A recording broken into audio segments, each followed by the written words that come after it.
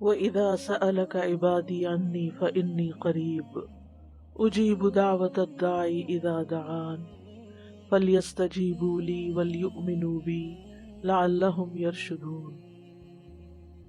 اور جب میرے بندے آپ سے میرے بارے میں سوال کریں تو کہہ دیجئے بے شک میں قریب ہوں، میں پکارنے والے کی پکار کا جواب دیتا ہوں۔ جب وہ مجھے پکارے تو ان کو چاہیے کہ وہ بھی میرا حکم مانیں اور مجھ پر ایمان رکھیں تاکہ وہ ہدایت پا جائیں۔ آج ہم نے دوسرے پارے سے سورۃ البقرہ کی آیت نمبر 186 کا انتخاب کیا ہے، جس سے ہمیں یہ پتہ چلتا ہے کہ اللہ سبحانہ وتعالی دعاؤں کا سننے والا ہے۔ اگر انسان اپنی حقیقت پر غور کرے تو ہم سب یہ بات جانتے ہیں کہ اپنی فطرت کے اعتبار سے انسان کمزور ہے، اور وہ کمزور پیدا کیا گیا ہے۔ خلق الانسان ضعیفا، انسان کمزور پیدا کیا گیا ہے، اور کمزور کو ہمیشہ سہارے کی ضرورت ہوتی ہے۔ لہذا ہمارے دنیاوی اور دینی اور اخروی معاملات میں جہاں کہیں بھی ہمیں ضرورت ہو تو اللہ سے بہتر سہارا کون ہو سکتا ہے جو ہماری ان معاملات میں صحیح رہنمائی کرے، ہماری مشکلات کو آسان کرے، ہماری ضروریات کو پورا کرے۔ لہذا ہمیں اسی کی طرف رجوع کرنا چاہیے، اسی کو پکارنا چاہیے تاکہ ہمیں رہنمائی نصیب ہو، لعلہم یرشدون۔ انسان کوئی بھی ہو، امیر ہو، غریب ہو، بادشاہ ہو، فقیر ہو، مرد ہو، عورت ہو، بچہ ہو، بوڑھا ہو، جوان ہو، دنیا میں کتنے بھی کارنامے کر چکا ہو، لیکن وہ سب اللہ کے محتاج ہیں۔ اللہ سبحانہ وتعالیٰ فرماتے ہیں یا ایھا الناس انتم الفقراء الی اللہ واللہ هو الغنی الحمید۔ اے لوگو تم سب اللہ کے محتاج ہو اور اللہ بے نیاز، غنی، تعریف والا ہے۔ لہٰذا ہم سب محتاج ہیں، ہم سب ضرورت مند ہیں، ہم سب اپنے رب کی عنایتوں اور نوازشوں اور رحمتوں کے منتظر ہیں۔ لہٰذا ہمیں اسی کی طرف رجوع کرنا ہے، چھوٹی مشکل ہو یا بڑی مشکل ہو، صحت کا مسئلہ ہو یا اولاد میں کوئی مسئلہ ہو، گھریلو ناچاکیاں ہوں یا جن جادو یا نظر کا معاملہ ہو، یا کسی بھی جسمانی تکلیف اور بیماری کا یا مالی پریشانی کا، کوئی بھی مسئلہ ہو، ہم سب کو اپنے رب ہی کی طرف رجوع کرنا چاہیے، اور ہمارا رب قریب ہے۔ اللہ تعالیٰ فرماتے ہیں وَإِذَا سَأَلَكَ عِبَادِي عَنِّي، اور جب آپ سے یعنی محمد صلی اللہ علیہ وسلم سے عبادی میرے بندے، اللہ تعالیٰ محبت سے خطاب کر رہے ہیں بندوں کو جو ضرورت مند ہیں، جو کمزور ہیں، جو پریشان حال ہیں، ان کو اپنا بندہ بتا رہے ہیں کہ یہ میرے بندے ہیں۔ جب یہ آپ سے میرے بارے میں میرے بندے سوال کریں تو انہیں بتا دیجیے فَإِنِّي قریب، کہ میں تو قریب ہی ہوں، یعنی قریب اس اعتبار سے کہ ان کی دعا قبول کرتا ہوں اور ان کی دعا سنتا ہوں۔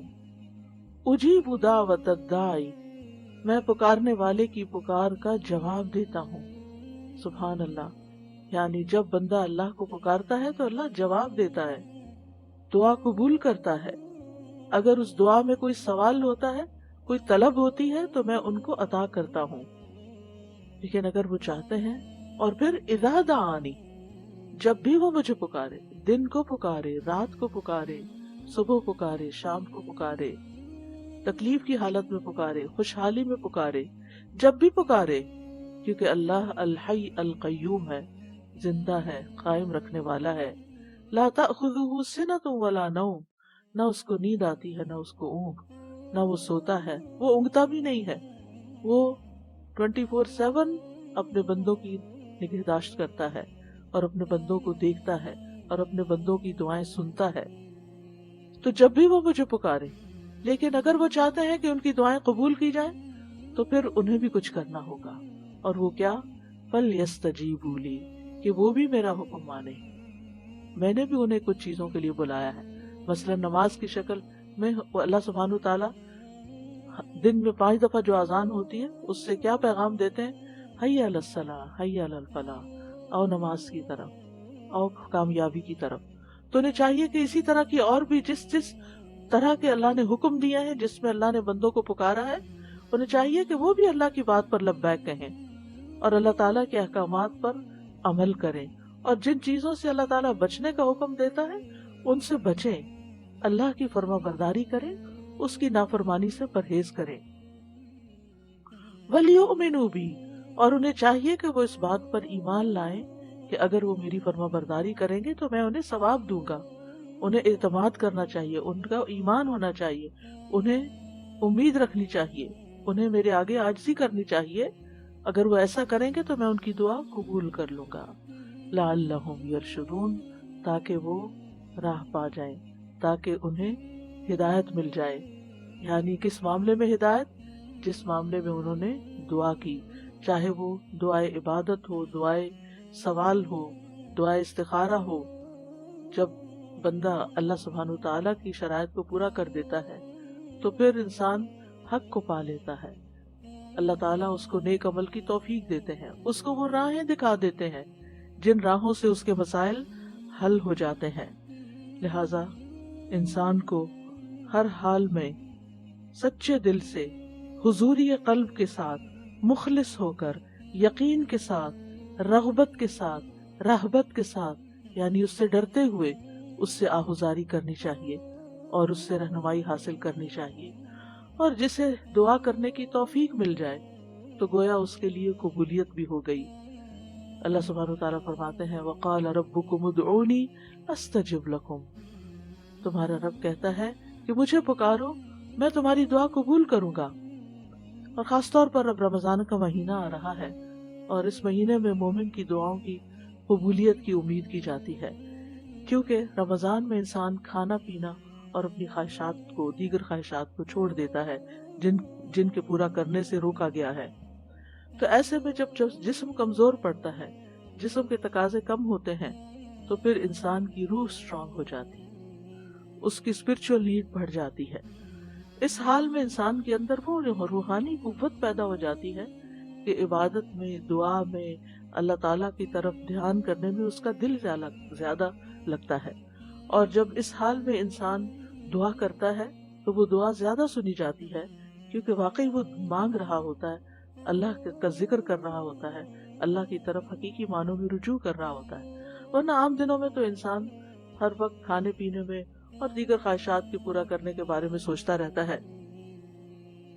اسی طرح عبادت کا کوئی بھی جو عمل ہوتا ہے، خواہ روزہ ہو یا نماز ہو یا تلاوت قرآن ہو، ان سب کے کرنے سے ہماری روح سٹرونگ ہوتی ہے، یعنی ہماری اسپرچول سائڈ جو ہے اس کو اسٹرینتھ ملتی ہے. لہٰذا نماز کے بعد دعا قبول ہوتی ہے، قرآن کی قرات کے بعد دعا قبول ہوتی ہے، اور سب سے زیادہ قریب تو انسان سجدے کی حالت میں ہوتا ہے. اور جب سجدے کی حالت میں ہوتا ہے تو دعا کرتا ہے تو وہ دعا اور بھی زیادہ قبول ہوتی ہے. یعنی انسان دل کے ساتھ اور عاجزی کے ساتھ اور سجدے میں پڑھ کے اللہ کے قریب ہوتا ہے. تو جب انسان دعا کرتا ہے تو اللہ تعالیٰ قریب ہے، انسان اللہ کو پکارتا ہے تو اللہ اس کے قریب ہوتا ہے، اور سجدے میں اور زیادہ قریب ہوتا ہے تو قبولیت کے چانسز بھی اور زیادہ بڑھ جاتے ہیں. دنیا میں کوئی بھی اور ایسا نہیں، بڑے سے بڑا بادشاہ کہ جو بندوں کے حال سے واقف ہو، جس کے پاس اتنے اختیارات ہوں، جس کے پاس اتنی قابلیت ہو، اتنا کچھ ہو کہ وہ بندوں کی ساری ضروریات پوری کر سکے، وہ تو اپنی تکلیف بھی دور کرنے پہ قادر نہیں ہوتے. اللہ کو دنیاوی بادشاہوں سے مثال نہیں دی جا سکتی. وَلِلَّهِ الْمَثَلُ الْأَعْلَى، کیونکہ حقیقی بادشاہ تو اللہ ہی ہے، باقی خواہ کوئی بادشاہ ہو یا فقیر ہو وہ سب اس کے بندے ہیں. لہٰذا ہمیں اللہ کے قرب کو محسوس کرتے ہوئے اللہ سبحانہ وتعالیٰ سے دعا کرنی چاہیے، اور اللہ سبحانہ وتعالیٰ کا قرب اس کے محسن بندوں کو حاصل ہوتا ہے. قرآن مجید میں آتا ہے ان رحمت اللہ قریب من المحسنین، سورۃ الاعراف 56، بے شک اللہ کی رحمت نیکی کرنے والوں کے قریب ہے. لہذا نیکی کا کوئی بھی جو کام آپ کرتے ہیں اس کے بعد دعا کریں، چاہے آپ صدقہ خیرات کریں، چاہے آپ ذکر اذکار کریں، درود شریف پڑھیں. درود شریف تو خود ایک مکمل دعا ہے. اگر انسان کوئی بھی اور دعا نہ مانگے، صرف درود شریف ہی پڑھتا رہے تو اس کے ساری دعائیں اس کی ساری حاجات پوری ہو جاتی ہیں۔ اور خاص طور پر جب بندہ اللہ کو پکارتا ہے تو اللہ بندے کے قریب ہوتا ہے۔ ابو موسیٰ اشعری کہتے ہیں کہ ہم ایک سفر میں رسول اللہ صلی اللہ علیہ وسلم کے ساتھ تھے۔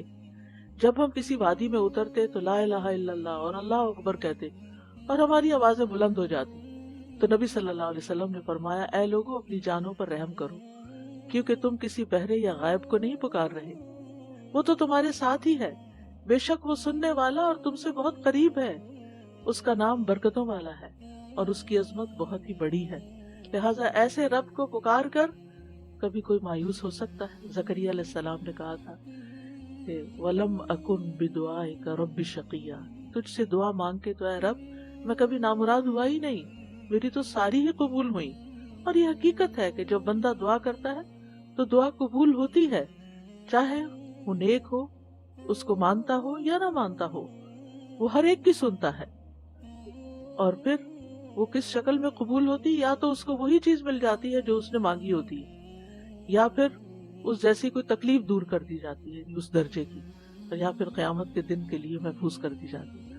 اور وہاں جا کر تو بندہ یہ چاہے گا کہ کاش دنیا میں اس کی کوئی بھی دعا قبول نہ ہوتی اور آج ساری دعائیں حسنات کی شکل میں میزان کو بھاری کرنے والی بن جاتی۔ اور یاد رکھیے کہ جتنے خلوص کے ساتھ بندہ دعا کرتا ہے اتنی ہی تیزی کے ساتھ دعا اوپر اٹھتی ہے اور اتنی ہی تیزی کے ساتھ اللہ کی بارگاہ میں پہنچتی ہے۔ نبی صلی اللہ علیہ وسلم نے فرمایا، جس نے لا الہ الا اللہ وحدہ لا شریک لہ لہ الملک و لہ الحمد وہو علی کل شیء قدیر، اپنے دل سے خالص ہو کر زبان سے اس کی تصدیق کرتے ہوئے کہا تو اس کے لیے آسمان کے دروازے کھول دیے جاتے ہیں، حتیٰ کہ اللہ تعالیٰ زمین میں اس کے کہنے والے کی طرف دیکھتا ہے۔ جس کی طرف اللہ نے دیکھ لیا اس بندے کا یہ حق ہے کہ اس کا مطالبہ اس کو عطا کر دے۔ لہذا کمی ہمارے اندر ہوتی، ہمیں دعا کرنے کا ڈھنگ نہیں آتا، ہمیں مانگنا نہیں آتا، ہم پورے یقین سے نہیں مانگتے، ہمارے اندر وہ خلوص نہیں ہوتا، لہذا قبولیت بھی اس درجے کی نہیں ہوتی۔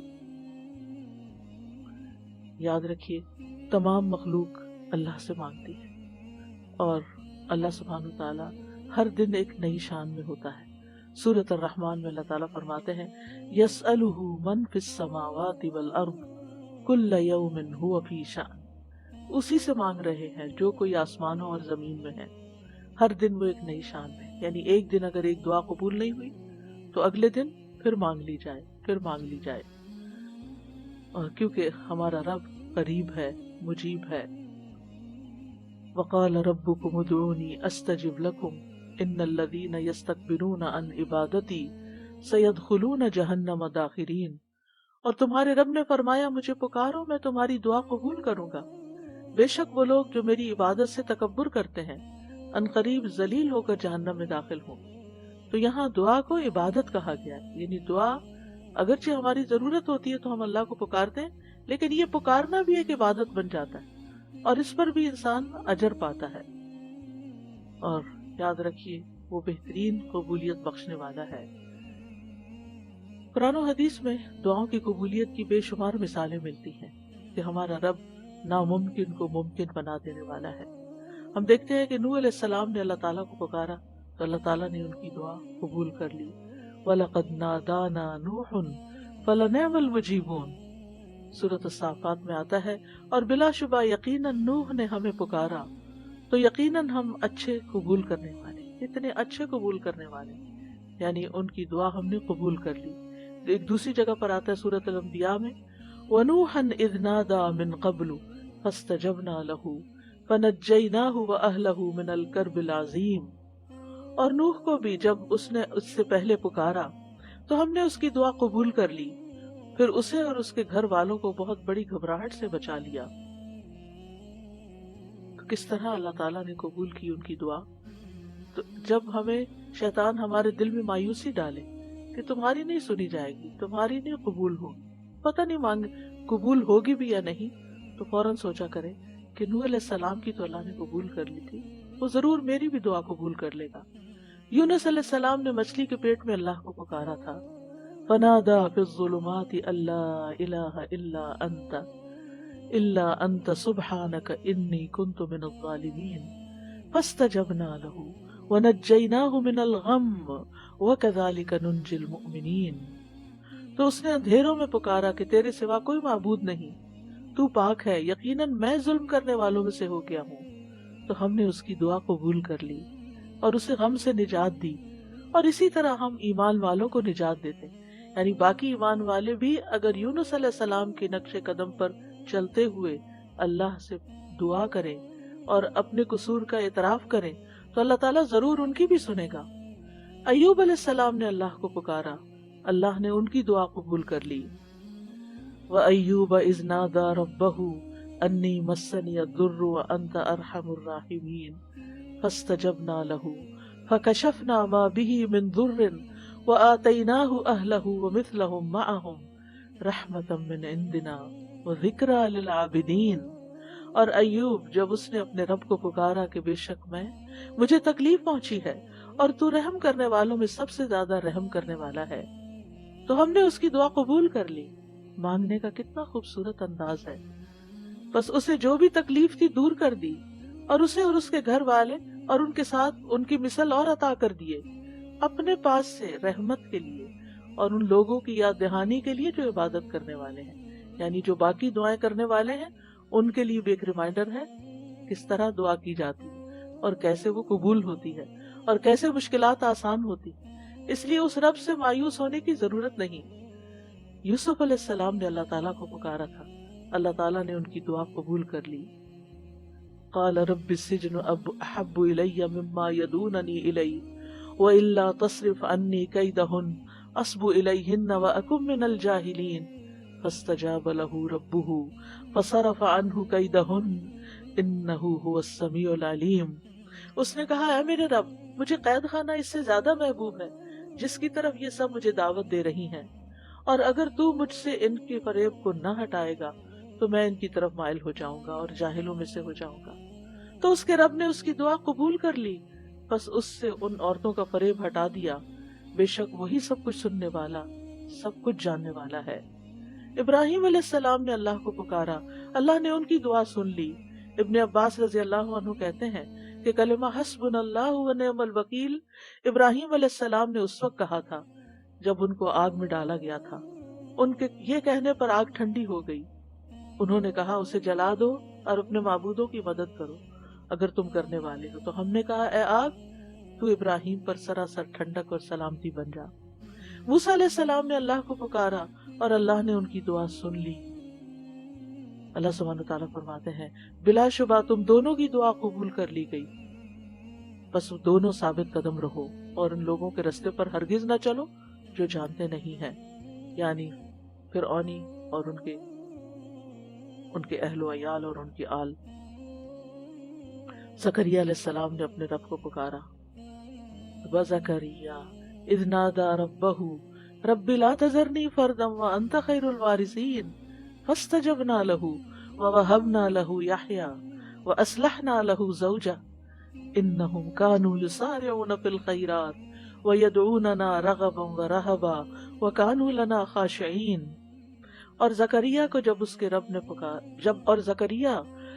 उसने अपने रब को पुकारा कि ऐ मेरे रब, मुझे अकेला न छोड़ और तू सब वारिसों से बेहतर है, तो हमने उसकी दुआ कबूल कर ली और उसे याह्या अता किया और उसकी बीवी को उसके लिए दुरुस्त कर दिया। बेशक वो नेकियों में जल्दी करते थे और हमें रग़बत और रहबत और खौफ से पुकारते थे और वो हमारे लिए आजिज़ी करने वाले थे।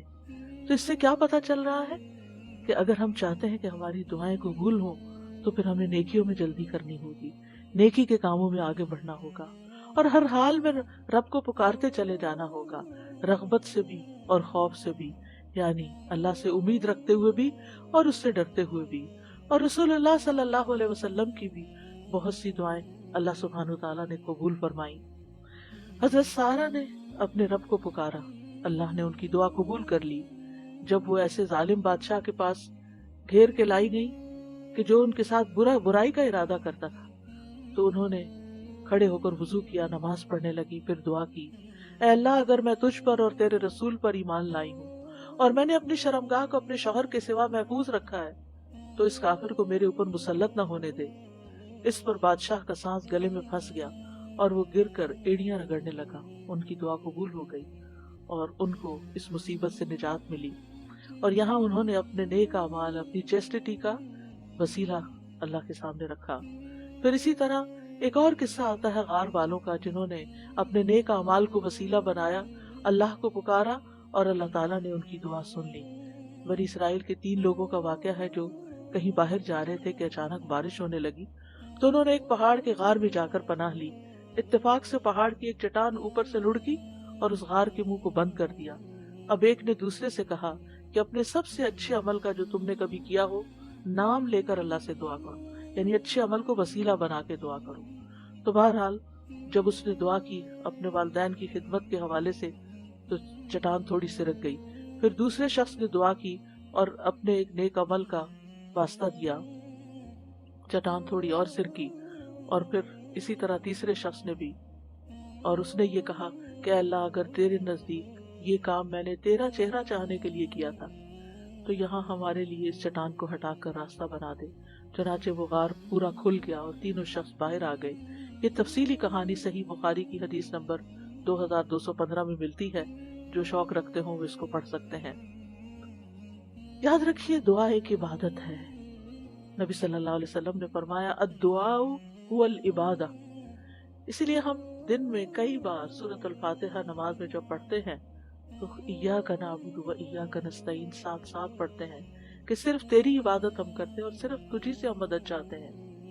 اللہ کے نزدیک دعا سے زیادہ معزز کوئی چیز نہیں، یعنی بندہ دعا میں عجز و انکساری کا اظہار کرتا ہے، اپنی ذلت کا اظہار کرتا ہے، اللہ کے آگے جھک جاتا ہے، اپنا سر، اپنا ماتھا، اپنا ناک اللہ کے آگے رگڑتا ہے، اور یہ عبودیت کا اعلیٰ ترین مقام ہے۔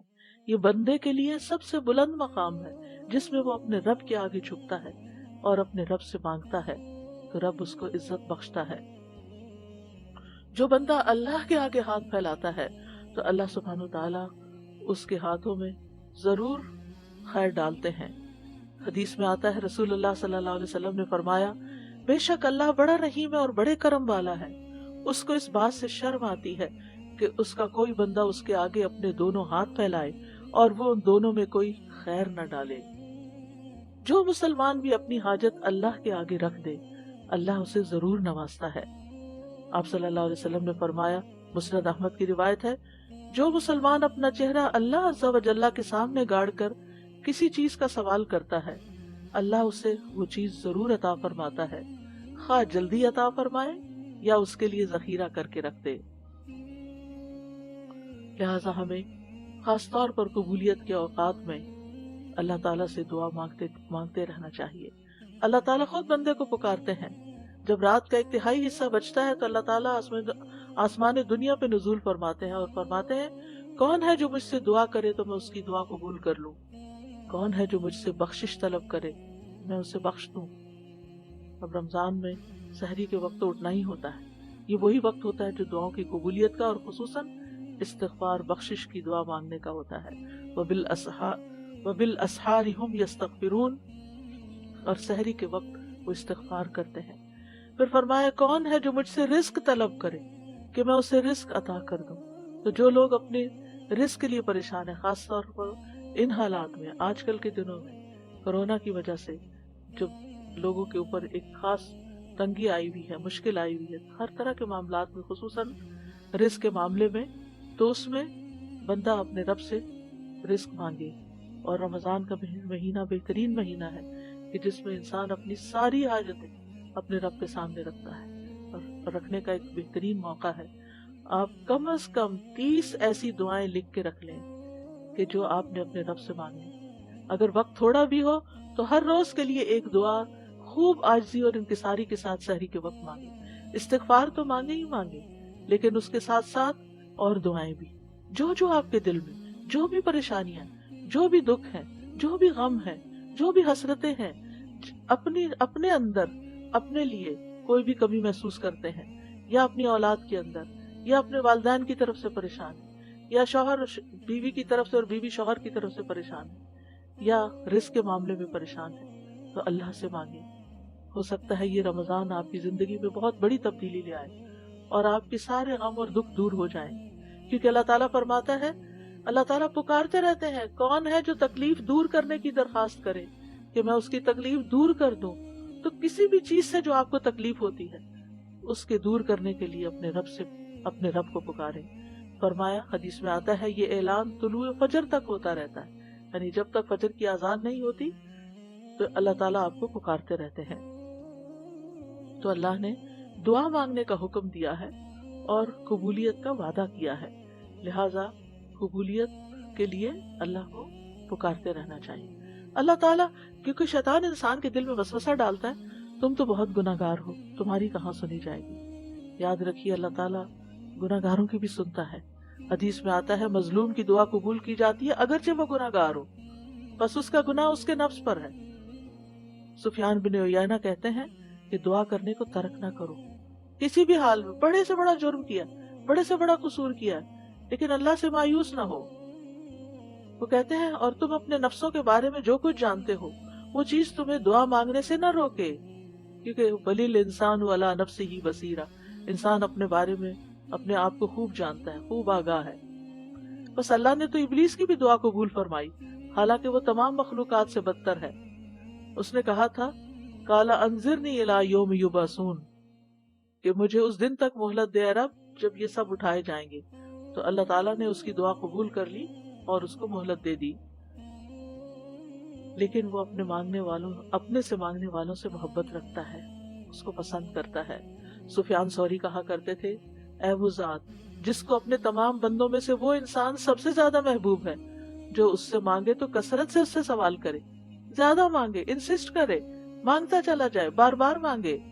اے وہ ذات جس کو اپنے تمام بندوں میں وہ انسان سب سے زیادہ ناپسند ہے، جو اس سے نہ مانگے، اور تیرے سوا کوئی بھی ایسا نہیں ہے میرے رب، یہ تو ہی ہے کہ جو مانگنے والے سے محبت کرتا ہے، ورنہ مخلوق تو مانگنے والوں سے نفرت کرتی ہے. اور اس کے برعکس اگر کوئی تجھ سے نہ مانگے تو اس کو ناپسند کرتا ہے. یاد رکھیے ہر چیز اللہ سے مانگی، چھوٹی سے چھوٹی چیز اور بڑی سے بڑی چیز. بندہ جب بندوں سے مانگتا ہے تو ان کی نگاہوں میں چھوٹا ہو جاتا ہے، لیکن بندہ جب رب سے مانگتا ہے تو رب کی نگاہ میں بڑا ہو جاتا ہے، معزز ہو جاتا ہے. ابو ذر غفاری رضی اللہ عنہ روایت کرتے ہیں کہ نبی صلی اللہ علیہ وسلم اپنے رب تبارک و تعالیٰ سے روایت کرتے ہیں کہ بے شک اللہ تعالیٰ فرماتا ہے اے میرے بندو تم سب گمراہ ہو سوائے اس کے جسے میں ہدایت دوں، بس تم مجھ سے ہدایت مانگو میں تمہیں ہدایت دوں گا. اے میرے بندو تم سب بھوکے ہو سوائے اس کے کہ جسے میں کھلاؤں، تو تم مجھ سے کھانا مانگو میں تمہیں کھانا کھلاؤں گا. اے میرے بندو تم سب برہنہ ہو سوائے اس کے جسے میں لباس پہناؤں، تو تم مجھ سے لباس مانگو میں تمہیں لباس پہناؤں گا. اے میرے بندو تم سب دن رات گناہ کرتے ہو اور میں سارے گناہوں کو بخشتا ہوں، تو تم مجھ سے بخشش مانگو میں تمہیں بخش دوں گا. اے میرے بندو اگر تمہارے اولین و آخرین اور جن و انس ایک صاف چٹیل میدان میں کھڑے ہو کر مجھ سے مانگنے لگے اور میں ہر ایک کو کہ جو کچھ وہ مجھ سے مانگے عطا کر دوں، تو پھر بھی میرے خزانوں میں کوئی کمی نہیں ہوگی مگر جتنی سمندر میں سوئی ڈال کر نکالنے سے پانی میں کمی آتی ہے، گویا کچھ بھی کمی نہیں. لہذا ہمیں اللہ سے ہدایت بھی مانگنی، اللہ سے کھانا بھی مانگنا ہے، لباس بھی مانگنا ہے، گناہوں کی بخشش بھی مانگنی، اور وہ سب کچھ مانگنا ہے جو ہماری ضرورت ہے. دعا بہترین دوا بھی ہے. ابن قیم کہتے ہیں دعا سب دواؤں سے زیادہ نفع بخش ہے، سب دواؤں سے زیادہ. یعنی آپ دوا کھا بھی لیں لیکن اگر اس کے ساتھ آپ دعا کریں گے تو دعا کی وجہ سے وہ دوا بھی زیادہ بہتر کام کرے گی. اور یہ مصائب و مشکلات کی دشمن ہے، یہ تکلیف کو دور کرتی ہے اور اس کا علاج کرتی ہے. تکلیف نازل ہونے کو روکتی ہے، اسے ختم کر دیتی ہے، یا جب وہ تکلیف نازل ہوتی ہے تو دعا اسے کم کر دیتی ہے، اور دعا مومن کا ہتھیار ہے. عمر بن خطاب کہا کرتے تھے میں دعا کی قبولیت کے بارے میں پریشان نہیں ہوتا بلکہ میں دعا کے بارے میں پریشان ہوتا ہوں. تو جب تمہارے دل میں دعا مانگنے کا خیال ڈال دیا جاتا ہے تو دعا کی قبولیت ساتھی ہو جاتی ہے. کیونکہ بعض اوقات ہم کسی معاملے میں اریٹیٹ ہو رہے ہوتے ہیں، تنگ ہو رہے ہوتے ہیں، پریشان ہو رہے ہوتے ہیں، رو رہے ہوتے ہیں، دل میں بدگمانیاں لوگوں کے بارے میں لا رہے ہوتے ہیں، لوگوں کے گلے شکوے. نہیں، ان سارے مواقع پر جلنے کڑنے کی بجائے، پریشان ہونے کی بجائے فوراً اللہ سے مانگنا شروع کر دیں فوراً اللہ کی طرف رجوع کریں. اللہ تعالیٰ ایسی کیفیات ہمارے اوپر لاتے ہی اس لیے تاکہ ہم اس کی طرف رجوع کریں، کیونکہ ہم خوشحالی میں تو کم ہی یاد کرتے ہیں، لیکن افسوس یہ کہ ہم تو بدحالی میں بھی اللہ کو یاد کرنا بھول جاتے ہیں. بندوں سے توقع رکھتے ہیں لیکن بندے مایوس کرتے ہیں، اور انسان ہیں بھی کمزور. ہم سب محتاج ہیں اللہ کے، دینے والا تو وہی ہے، لہٰذا اس سے مانگیں، وہ اللہ اپنے بندوں کے دل میں آپ کی مدد کا خیال ڈال دے گا. پھر یاد رکھیے کہ دعا صرف ایک دفعہ مانگ کے یہ نہیں کہنا چاہیے کہ میری تو قبول نہیں ہوئی، تکرار سے مانگتے چلے جائیں. ابو درداء کہا کرتے تھے کہ دعا مانگنے میں زور صرف کرو، زور لگاؤ، کیونکہ جو کثرت سے دروازہ کھٹکھٹاتا ہے قریب ہے کہ اس کے لیے دروازہ کھول دیا جائے، اور جو اللہ سے نہیں مانگتا اللہ اس سے ناراض ہو جاتا ہے. اور یاد رکھیے دعا مانگ کے مایوس بھی نہیں ہونا چاہیے، کیونکہ اللہ کی رحمت سے مایوسی کبیرہ گناہوں میں شامل ہے، اور بندوں کی مایوسی پہ رب مسکراتا ہے. نبی صلی اللہ علیہ وسلم نے فرمایا ہمارا رب اپنے بندوں کی مایوسی پر ہنستا ہے، حالانکہ حالات کی تبدیلی قریب ہوتی ہے. ابو رزین نے عرض کیا اے اللہ کے رسول، کیا رب بھی ہنستا ہے؟ آپ نے فرمایا ہاں. میں نے عرض کیا جو رب ہنستا ہے ہم اس کے ہاں خیر و بھلائی کو مفقود نہیں پا سکتے، یعنی وہاں سے تو خیر و بھلائی ملے گی ہی ملے گی. یاد رکھیے کہ دعا جب مانگتے ہیں ہم قبولیت کی امید کے ساتھ، تو بعض اوقات وہ اس طرح چیزیں ہوتی نہیں، تو اس کے کچھ درجے ہیں. کبھی تو انسان کو وہ چیز ویسے ہی مل جاتی ہے، کبھی آخرت کے لیے ذخیرہ بنا دی جاتی ہے، کبھی گناہوں کا کفارہ ادا ہو جاتا ہے. کیونکہ انسان مایوس نہ ہو، کیونکہ اللہ تعالیٰ سننے والا ہے.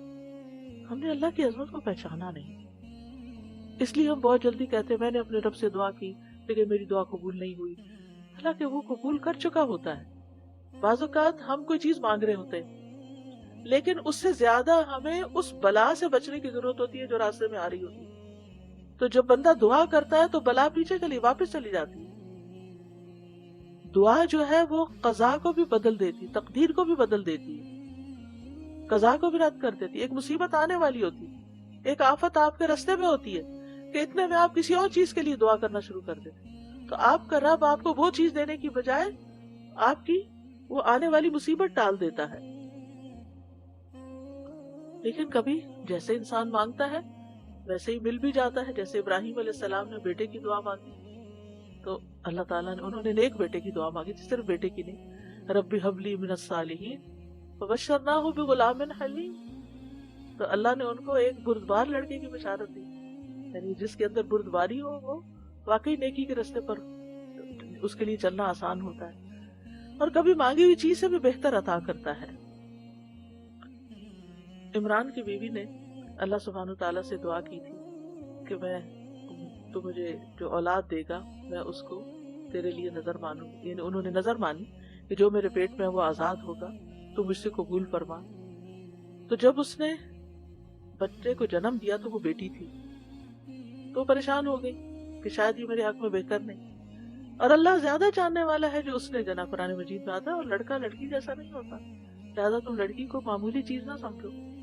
بے شک میں نے اس کا نام مریم رکھا، بے شک میں اسے اور اس کی اولاد کو شیطان مردود سے تیری پناہ میں دیتی. اور کبھی مانگی ہوئی چیز سے کوئی تکلیف دور ہو جاتی ہے، کبھی دعا گناہوں کا کفارہ بن جاتی ہے.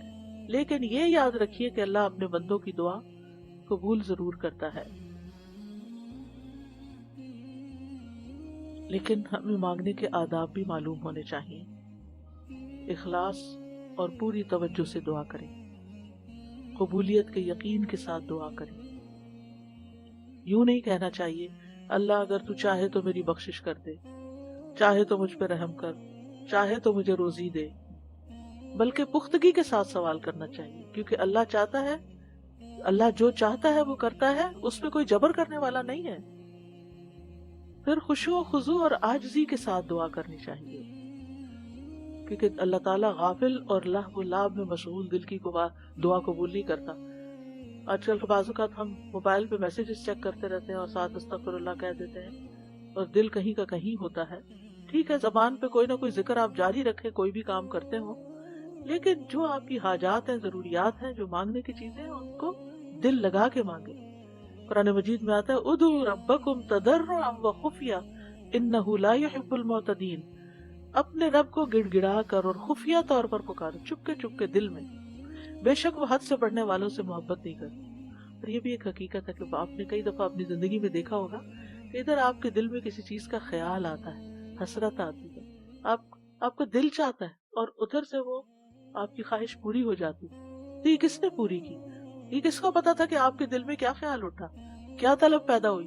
یہ صرف رب کو پتا تھا، اور رب نے، آپ نے تو ابھی مانگا بھی نہیں تھا، آپ کے دل، وہ تو دل کی سنتا ہے، جو دلوں کے خیالات ہیں ان کو بھی جانتا ہے، صرف آپ نے تمنا ہی ابھی کی تھی تو اللہ نے وہ بھی پوری کر دی۔ پھر اسی طرح باوضو ہو کر دعا کریں، یعنی جب آپ خاص طور پر چاہیں کہ قبولیت ہو۔ اس کے بارے میں آتا ہے کہ ابو عامر رضی اللہ عنہ جب شہید ہوئے تو ابو موسیٰ اشعری رضی اللہ عنہ نے آ کر نبی صلی اللہ علیہ وسلم کو خبر دی اور کہا کہ ابو عامر نے کہا تھا کہ آپ صلی اللہ علیہ وسلم سے کہنا کہ میرے لیے استغفار کریں۔ آپ نے پانی طلب فرمایا اور وضو کیا، پھر ہاتھ اٹھا کر دعا کی، اے اللہ ابو عبید ابو عامر کی مغفرت فرما دے۔ تو ہم بھی اپنے فوت شدہ عزیزوں اور رشتہ داروں کے لیے اس طرح کی دعا کر سکتے ہیں کہ ہاتھ اٹھا کر، نام لے کر، کیونکہ آپ نے نام لے کر ان کے لیے دعا کی۔ پھر اسی طرح اگر ہم چاہتے ہیں کہ ہماری دعائیں قبول ہوں تو ہمیں حلال روزی کا اہتمام کرنا چاہیے، کیونکہ حرام جو ہے وہ دعاؤں کی قبولیت کے راستے میں رکاوٹ بنتا ہے۔ ہم تو ثنا اور درود پڑھ کے دعا کرنی چاہیے۔ حدیث میں آتا ہے، عبداللہ کہتے ہیں کہ میں نماز پڑھ رہا تھا اور نبی صلی اللہ علیہ وسلم موجود تھے، ابو بکر اور عمر رضی اللہ عنہ بھی آپ کے ساتھ تھے۔ جب میں تشہد میں بیٹھا تو پہلے میں نے اللہ کی تعریف بیان کی، پھر نبی صلی اللہ علیہ وسلم پر درود بھیجا، پھر اپنے لیے دعا کی۔ تو نبی صلی اللہ علیہ وسلم نے فرمایا مانگو تمہیں دیا جائے گا، مانگو تمہیں دیا جائے گا۔ یعنی جب کوئی اللہ کی تعریف کرنے کے بعد، درود شریف پڑھنے کے بعد دعا کرتا ہے تو اس دعا کی قبولیت کے چانسز زیادہ ہو جاتے ہیں۔ اسی طرح آپ صلی اللہ علیہ وسلم جامع کلمات کے ساتھ دعا کرتے تھے، تکرار اور اصرار کے ساتھ دعا کرتے تھے۔ اسی طرح ہمیں اپنے گناہوں کا اعتراف کرتے ہوئے دعا کرنی چاہیے۔ نبی صلی اللہ علیہ وسلم نے فرمایا ایک بندے نے بہت گناہ کی اور کہا اے میرے رب میں تیرا ہی گناہ گار بندہ ہوں، تو مجھے بخش دے۔ اللہ رب العزت نے فرمایا میرا بندہ جانتا ہے کہ اس کا رب ہے کوئی، اس کا ضرور کوئی رب ہے جو گناہ معاف کرتا ہے اور گناہ کی وجہ سے سزا بھی دیتا ہے، میں نے اپنے بندے کو بخش دیا۔ پھر اسی طرح اسماء حسنہ کو وسیلہ بنا کر دعا کریں، وَلِلَّهِ الْأَسْمَاءُ الْحُسْنَى فَادْعُوهُ بِهَا، اور سب سے اچھے نام اللہ ہی کے ہیں سو اسے ان کے ساتھ پکارو۔ اللہ تعالیٰ کے نام یا رحمان، یا رحیم، یا ذی الجلال والاکرام، ایک حدیث میں آتا ہے کہ کثرت سے اس دعا کو پڑھو، یعنی اس نام کو پڑھو، یا ذی الجلال والاکرام، یا ذی الجلال والاکرام، یا ذی الجلال والاکرام۔ اسی طرح یا حی یا قیوم برحمتک استغیث، یا من بیدہ ملکوت السماوات والارض، یا من هو علی کل شیء قدیر، یا شافی، یا رحمان، یا رحیم۔ یعنی جو بھی آپ کو اللہ کے نام یاد ہیں ان سب ناموں کے ساتھ آپ دعا کریں۔ پھر اسی طرح ربنا کہہ کے جب انسان اپنے رب کو پکارتا ہے تو وہ دعا بھی قبول ہوتی ہے۔ ابو درداء کہتے ہیں اللہ مومنوں پر رحم فرمائے، وہ مسلسل یہی کہتے رہتے ہیں ربنا ربنا، یہاں تک کہ ان کی دعا قبول کر لی جاتی ہے۔ اسی طرح کچھ ایسے لوگ ہوتے ہیں جن کی دعا رد نہیں ہوتی، جیسے مظلوم ہیں، مسافر ہیں، والد ہیں، اولاد جو اپنے والدین کے لیے دعا کرتی ہے۔ نبی صلی اللہ علیہ وسلم نے فرمایا جنت میں آدمی کا درجہ بلند کر دیا جاتا ہے تو وہ عرض کرتا ہے یہ کیسے ہوا؟ اسے کہا جاتا ہے کہ تمہاری اولاد تمہارے حق میں جو استغفار کر رہی تھی اس کی وجہ سے۔ اسی طرح روزہ دار کی دعا افطاری کے وقت، مجاہد اور حج اور عمرہ کرنے والا اللہ کے راستے میں ہوتے ہیں، وہ اللہ سے دعا کرتے ہیں تو ان کی دعا قبول ہوتی ہے۔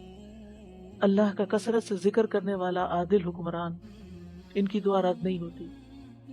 کسی کی غیر موجودگی میں اس کے لیے دعا مانگنے والا، آپ نے فرمایا جو مسلمان اپنے مسلمان بھائی کے لیے پیٹھ پیچھے دعا کرتا ہے تو فرشتہ کہتا ہے تیرے لیے بھی اس کی مثل ہو۔ پھر وہ شخص جو رات کو آنکھ کھلنے پر یہ دعا پڑھے لا الہ الا اللہ وحدہ لا شریک لہ، لہ الملک و لہ الحمد وہو علی کل شیء قدیر، الحمدللہ و سبحان اللہ ولا الہ الا اللہ واللہ اکبر ولا حول ولا قوت الا باللہ. پھر یوں کہے اللہم اغفر لی، یا کوئی اور دعا کرے تو اس کی دعا قبول ہوتی ہے. پھر اگر اس نے وضو کیا اور نماز پڑھی تو نماز بھی قبول ہو جاتی ہے. پھر اسی طرح وضو کر کے اللہ کا ذکر کر کے سونے والے کی دعا قبول ہوتی ہے، یعنی رات کو. فرمایا کوئی مسلمان ایسا نہیں کہ وہ اللہ کے ذکر کے ساتھ باوضو رات گزارے اور رات کو جاگ جائے اور اللہ سے دنیا اور آخرت کی پناہ مانگے تو اللہ تعالیٰ اسے ضرور دیتے ہیں. کچھ ایسے لوگ بھی ہیں جن کی دعا قبول نہیں ہوتی، جو دعا میں مخلص نہ ہوں، جو نیکی کا حکم نہ دیں اور برائی سے نہ روکیں، زنا کرنے والے، ناسمجھ کو مال اور اختیار دینے والے. اور ہمیں اللہ تعالیٰ کی دعائیں، اللہ تعالیٰ سے دعائیں کرتے رہنا چاہیے، اپنی زبان میں بھی کرنا چاہیے، اور پھر اللہ سبحانہ وتعالیٰ کے اسماء اعظم کے ساتھ بھی، اور ایسی دعا سے پناہ مانگنی چاہیے جو قبول نہ ہو. رسول اللہ صلی اللہ علیہ وسلم یہ دعا مانگا کرتے تھے، اللہم انی اعوذ بک من علم لا ینفع ومن قلب لا یخشع ومن نفس لا تشبع ومن دعوت لا یستجاب لها. اے اللہ میں تجھ سے ایسے علم سے پناہ مانگتا ہوں جو نفع دینے والا نہ ہو، ایسے دل سے جو ڈرنے والا نہ ہو، اور ایسے نفس سے جو سیر ہونے والا نہ ہو، اور ایسی دعا سے جو قبول ہونے والی نہ ہو. اور اسی طرح اللہ کے اسم اعظم کے ساتھ دعا مانگی جائے تو دعا قبول ہوتی ہے. لہذا کرنے کے کام یہ ہے کہ اللہ رب العزت المجیب سے خوب خوب دعا مانگے، کثرت سے مانگے. رمضان آ رہا ہے، عبادت کا مہینہ ہے، روزے کی حالت میں دعا قبول ہوتی ہے. دن بھر بھی دعا مانگے، تراویح کے بعد بھی مانگے، تلاوت قرآن کے بعد بھی مانگے، صدقہ خیرات کر کے بھی مانگے. پھر اسی طرح یہ ہے کہ اگر آپ کو بہت زیادہ دعائیں کرنی نہیں آتی تو آپ کچھ کتابیں ہیں جیسے قرآنی اور مسنون دعائیں ہیں، اس میں اتھینٹک دعاؤں کی سلیکشن کی گئی ہے. اسی طرح ایاک نستعین کتاب ہے، ان کی ایپس بھی ہیں. اور آپ سب کے لیے اب خوشخبری ہے کہ ایک نئی ایپ دعائیں آ رہی ہے، انشاءاللہ رمضان کا تحفہ ہے آپ سب کے لیے. بہت محنت سے بنائی گئی ہے، اور اس میں صرف آپ اس کو اسکرول کرتے جائیں اور دعا پڑھتے جائیں اور اللہ سے مانگتے جائیں اور اپنی فیوریٹ دعاؤں پہ نشان بھی لگاتے جائیں. پھر اگر ساری آپ نہ بھی پڑھ سکیں تو فیوریٹس کو تو کم از کم ضرور روز پڑھیں. اللہ سبحانہ وتعالیٰ ہم سب سے تو ہماری سب کی دعائیں آئندہ قبول فرمائے اور ہمیں یقین عطا کرے، اور ہم کبھی بھی دعا کرنے سے عاجز نہ آئیں، اور خوشحالی ہو یا تنگی مانگتے ہی چلے جائیں. قبولیت کے اوقات میں مانگنے کی کوشش کریں، اذان کے بعد، فرض نمازوں کے بعد، رات کے آخری پہر میں، جمعہ کے دن عصر کے بعد، ماہ رمضان میں، بارش کے وقت، اور خاص طور پر اب ایمان اور حسن خاتمہ کی.